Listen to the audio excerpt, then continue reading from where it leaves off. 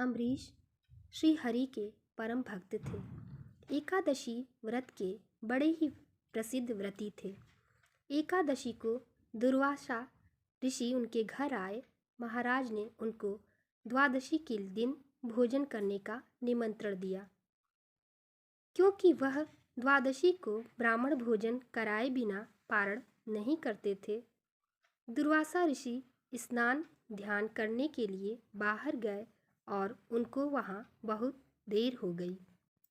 द्वादशी थोड़ी ही थी, उसके बाद त्रयोदशी हो जाती थी और शास्त्रों की यह आज्ञा है कि एकादशी व्रत करके द्वादशी को पारण करना चाहिए।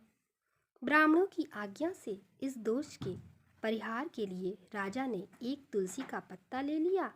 इतने में दुर्वासा ऋषि आ गए और बिना आज्ञा लिए हुए राजा के तुलसी दल लेने पर वे आग बबूला हो गए और उन्होंने क्रोधित हो महाराज को शाप दे दिया कि तुझे जो यह घमंड है कि मैं इसी जन्म में मुक्त हो जाऊंगा, वह मिथ्या है।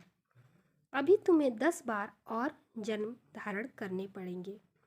इतना शाप देने के बाद उन्होंने एक कृत्या नामक राक्षसी को पैदा किया, जो पैदा होते ही अम्बरीश को खाने के लिए दौड़ी। भक्त की यह दुर्दशा भगवान से देखी न गई। उन्होंने शीघ्र सुदर्शन चक्र को आज्ञा दी।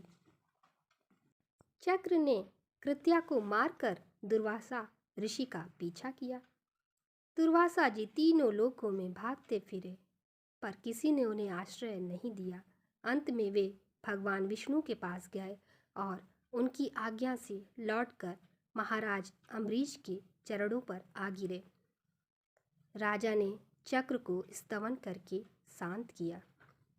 इसके बाद भगवान विष्णु ने प्रकट होकर दुर्वासा ऋषि से कहा कि आपने हमारे भक्त को शाप दिया है, उसे मैं ग्रहण करता हूँ। उनके बदले में मैं 10 बार शरीर धारण करूँगा।